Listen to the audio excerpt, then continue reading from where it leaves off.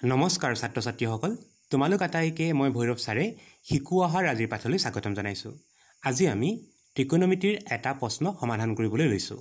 প্ৰশ্নটো দিয়া আছে প্ৰমাণ কৰা প্ৰুফ ডেট।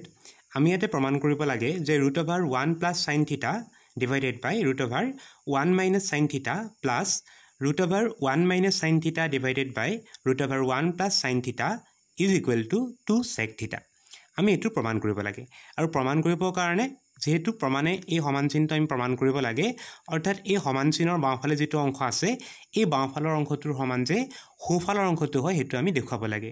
আৰু সেই প্ৰমাণৰ কাৰণে প্ৰথমে আমি ইয়াৰ যিটো বাওঁফাল আছে বাওঁফালটো আমি লিখি ল'ব লাগিব, যিটো লিখা হ'ব লেফ্ট হেণ্ড ছাইড। গতিকে প্ৰথমে আমি ইয়াৰে লেফ্ট হেণ্ড ছাইডটো লিখি ল'ম। এতিয়া ইয়াতে যিটো যোগ চিহ্নটো দিয়া আছে আৰু দুটা ভগ্নাংশ দেখিবলৈ পাইছোঁ, আমি এই ভগ্নাংশ দুটা যোগ কৰিব লাগিব। আৰু ভগ্নাংশ দুটা যোগ কৰিবৰ কাৰণে তোমালোকে ইয়াতে এটা নিয়ম, সহজে এটা নিয়ম তোমালোকে ল'ব পাৰা।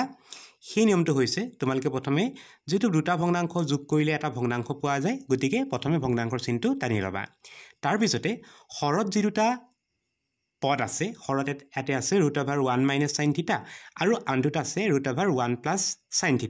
এই দুইটা তোমালোকে পূৰণ কৰি দিবা আৰু পূৰণ কৰি দিলে পাবা √1 - sin θ ইনটু 2 নম্বৰ ভগ্নাংশৰ হৰত থকা পদটো বা হৰটো লিখিবা, যিটো হৈছে √1 + sin θ। আমি প্ৰথমে কি কৰিলোঁ, হৰত থকা পদ দুটা আমি পূৰণ কৰিলোঁ বা হৰ দুটা পূৰণ কৰিলোঁ। এতিয়া লবত কি আহে জানিবৰ কাৰণে তোমালোকে এই যে প্ৰথম ভগ্নাংশৰ যিটো লব আছে সেই লবটোৰ লগত 2 নম্বৰ ভগ্নাংশৰ হৰটো পূৰণ কৰি দিবা। 2 নম্বৰ ভগ্নাংশৰ হৰটো কি আছে মন কৰা, √1 + sin θ, আৰু ইয়াতো আমি দেখিছোঁ যে √1 + sin θ। তেতিয়াহ'লে আমি √1 + sin θ দুটা পূৰণ কৰিব লাগিব। আৰু যিহেতু দুটা পূৰণ কৰিলে আমি লিখিব লাগিব এনেকৈ √1 + sin θ দুটা পূৰণ হৈছে, সেইকাৰণে আমি ইয়াতে দিম এটা স্কোৱাৰৰ চিন। তাৰপিছত যোগ চিন আছে, যোগ চিনটো বহুৱাম। ইয়াৰ পিছত 2 নম্বৰ ভগ্নাংশটোৰ লবৰ কাৰণে আমি কৰিব লাগিব এই প্ৰথম ভগ্নাংশৰ যিটো হৰ আছে সেই হৰটো তোমালোকে 2 নম্বৰ ভগ্নাংশৰ লবটোৰ লগত পূৰণ কৰি দিবা। 2 নম্বৰ ভগ্নাংশৰ লবটো আছে 1 - sin θ, আকৌ 1 নম্বৰ ভগ্নাংশ হৰটো আছে √1 - sin θ। দুবাৰ যিহেতু পূৰণ হ'ব, গতিকে আমি ইয়াতে দিম এটা স্কোৱাৰৰ চিন। স্কোৱাৰকেইটা যদি পূৰণ কৰোঁ, √1 + sin θ স্কোৱাৰ যেতিয়া কৰিবা এই বৰ্গমূলৰ চিনটো আঁতৰি যাব, তেতিয়া তোমালোকে পাবা 1 + sin θ। এই স্কোৱাৰটোৱে বৰ্গমূলৰ চিনটো আঁতৰাই দিব। 1 + sin θ হ'ল প্লাছ 2 নম্বৰ যিটো পদ আছে তাকো যেতিয়া স্কোৱাৰ কৰিবা বৰ্গমূলৰ চিনটো আঁতৰি যাব। তোমালোকে লিখিব লাগিব 1 - sin θ, ব্ৰেকেটত ৰাখিম। তাৰপিছতে হৰত থকা পদ দুটা পূৰণ কৰিম। দুইটাতে ৰুটঅভাৰ আছে, গতিকে আমি প্ৰথমে ৰুটঅভাৰটো লৈ ল'ম। তাৰপিছতে ৰুটঅভাৰ ভিতৰত যি দুটা পদ আছে সেই পদ দুটা আমি পূৰণ কৰিম। প্ৰথম পদটো দিয়া আছে 1 - sin θ পূৰণ 2 নম্বৰ পদ, 2 নম্বৰ পদত দিয়া আছে 1 + sin θ। আমি এনেকৈ লিখিব লাগিব। তাৰপিছতে আমি লবত যদি চাওঁ, লবত আমি দেখিবলৈ পাইছোঁ 1 + sin θ আৰু 1 - sin θ। এটাৰ আগত প্লাছ চিন, এটাৰ আগত মাইনাছ চিন আছে, গতিকে প্লাছ চাইনৰ লগত মাইনাছ চাইনটো আমি কাটিব পাৰিম, সেইকাৰণে কাটি দিলোঁ। কাটি দিয়াৰ লগে লগে ওপৰত থাকিব 1 + 1। আৰু হৰত যদি চাওঁ, হৰত আমি দেখিবলৈ পাইছোঁ 1 - sin θ ইনটু 1 + sin θ। এইটো এটা সূত্ৰলৈ যায়, সূত্ৰটো হৈছে a + b into a - b, যিটোৱে আমাক দিয়ে a² - b²। এই সূত্ৰটো ব্যৱহাৰ কৰিব লাগিব। 1 আৰু sin θ টো এবাৰ যোগ আৰু এবাৰ বিয়োগত আছে, সেইকাৰণে আমি লিখিব লাগিব 1² কৰিলে 1 হ'ব, 1² - b ঠাইত আছে sin, লিখিব লাগিব sin² θ, 1² - sin² θ।